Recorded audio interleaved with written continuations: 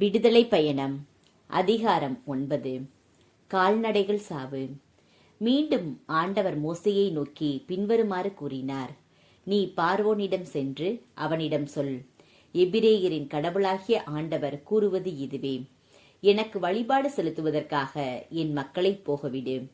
நீ அவர்களை போகவிடாமல் இன்னும் தடை செய்தால், நாட்டிலுள்ள குதிரைகள், கழுதைகள், ஒட்டகங்கள், எருதுகள், ஆடுகள் ஆகிய உன் கால்நடைகளின் மேல் கடவுளின் கைவன்மை மிக கொடிய கொள்ளை நோயாக வரப்போகிறது. ஆண்டவரும் இஸ்ரேலரின் கால்நடைகளுக்கும் எகிப்தியரின் கால்நடைகளுக்கும் இடையே வேறுபாடு காட்டுவார். எனவே இஸ்ரேல் மக்களுக்குரியவை அனைத்திலும் எவையுமே மடிந்து போகா. நாளைய தினமே ஆண்டவர் இதனை இந்நாட்டில் செயல்படுத்தப் போகிறார் என்று ஆண்டவரே ஒரு நேரத்தையும் குறித்துவிட்டார். அதன்படி எகிப்தியரின் கால்நடைகள் எல்லாம் மடிந்தன. இஸ்ரேல் மக்களின் கால்நடைகளிலோ எதுவும் சாகவில்லை. பார்வோன் ஆள் அனுப்பி விசாரித்தான். இஸ்ரேலரின் கால்நடைகளில் ஒன்று கூட சாகவில்லை. ஆயினும் பார்வோனின் மனம் கடினப்பட்டது. மக்களை அவன் போகவிடவில்லை. கொப்புளங்கள். மேலும் ஆண்டவர் மோசேயையும் ஆரோனையும் நோக்கி, அடுப்பிலிருந்து சாம்பலை உங்கள் கைகள் நிறைய வாரிக்கொள்ளுங்கள். பார்வோன் முன்னிலையில் மோசே அதனை வானத்தில் தூவட்டும். எகிப்து நாடெங்கும் அது மெல்லிய தூசியாக பரவி மனிதர் மேலும் விலங்குகள் மேலும் கொப்புளங்களாகி வெடித்து புண்ணாகும் என்றார்.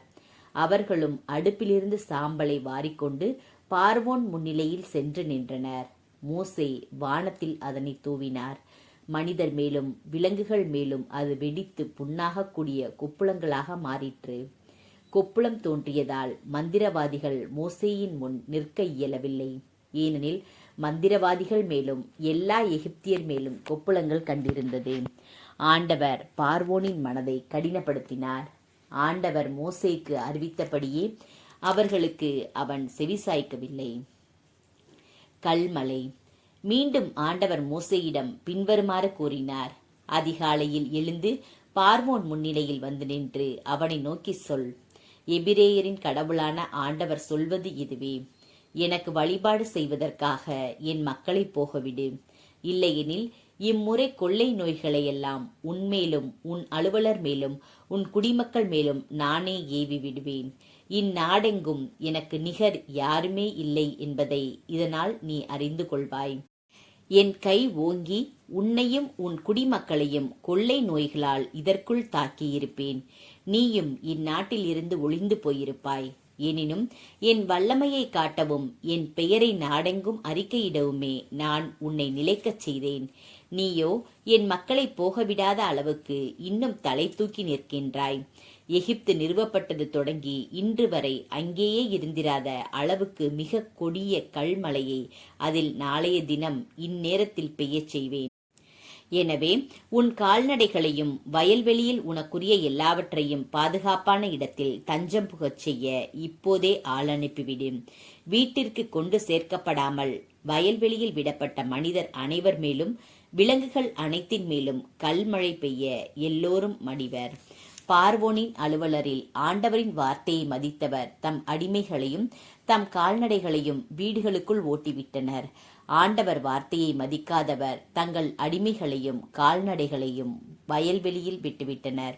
ஆண்டவர் மோசேயை நோக்கி, எகிப்து நாடெங்கும் எகிப்து நாட்டிலுள்ள மனிதர், விலங்கு, வயல்வெளியிலுள்ள பயிர் பச்சை இவற்றின் மேல் கல்மழை பொழியுமாறு உன் கையை வானை நோக்கி நீட்டு என்றார்.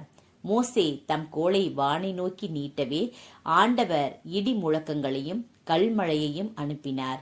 நிலத்தில் நெருப்பு பாய்ந்து வந்தது. எகிப்து நாடெங்கும் கல்மழை பெய்வித்தார் ஆண்டவர். கல்மழை பெய்தது. ஒரு நாடாக எகிப்து உருவான காலம் தொடங்கி அந்நாள் வரை அங்கு இருந்திராத அளவு மிக கடுமையான கல்மழை பெய்ய அதனிடையே மின்னல் வெட்டி கொண்டிருந்தது. எகிப்து நாடு முழுவதிலும் மனிதர் முதல் விலங்கு வரை வயல்வெளியில் இருந்த அனைத்தையும் கல்மழை தாக்கியது. மேலும் வயல்வெளியில் பயிர் பச்சை யாவற்றையும் பாழ்படுத்தியது. வயல்வெளி மரங்கள் அனைத்தையும் முறித்தெறிந்தது. இஸ்ரேல் மக்கள் தங்கியிருந்த கோசேன் நிலப்பகுதியில் மட்டும் கல்மழை பெய்யவில்லை. பார்வோன் ஆள் அனுப்பி மோசேயையும் ஆரோனையும் கூப்பிட்டான். அவன் அவர்களை நோக்கி, நான் இம்முறை பாவம் செய்துவிட்டேன். ஆண்டவரே நீதியுள்ளவர், நானும் என் மக்களும் தீயவர். எனவே ஆண்டவரிடம் மன்றாடுங்கள். இடி முழக்கத்தையும் கல்மழையையும் கடவுள் அனுப்பியது போதும். நான் உங்களை போக விடுவேன். இனிமேல் நீங்கள் தங்கவே வேண்டாம் என்றான். மோசே அவனை நோக்கி, நாளைக்கு வெளியே போன பின் நான் என் கைகளை ஆண்டவரை நோக்கி எழுப்புவேன். இடி முழக்கங்கள் ஓய்ந்து போம், கல்மழையும் நின்றுவிடும். இதனால் இந்நாடு ஆண்டவருடையது என்பதை நீர் அறிந்து கொள்வீர். ஆனால் உம்மையும் உன் அலுவலரையும் பொறுத்தமட்டில் இன்னும் நீங்கள் கடவுளாகிய ஆண்டவர் திருமுன் அஞ்சி நடப்பதாகவே இல்லை என்பது எனக்கு தெரியும் என்றார். அப்போது சணல் பயிரும் வார்கோதுமை பயிரும் அடிபட்டு போயின. வார்கோதுமை கதிர்விட்டிருந்தது, சணல் பூத்திருந்தது. ஆனால் கோதுமையும் கோதுமையும் அடிபட்டு போகவில்லை, ஏனெனில் அவை பின்னர் கதிர்விடுவன. மோசே பார்வோனை விட்டகன்று நகருக்கு வெளியே வந்தார்.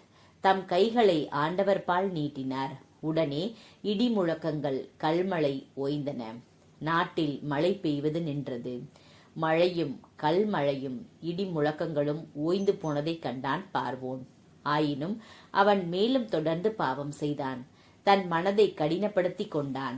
அவனைப் போலவே அவனது அலுவலரும் நடந்து கொண்டனர். பார்வோனின் மனம் இறுகிவிட்டதால் மோசே வழியாய் ஆண்டவர் அறிவித்தபடியே அவன் இஸ்ரேல் மக்களை போகவிடவில்லை.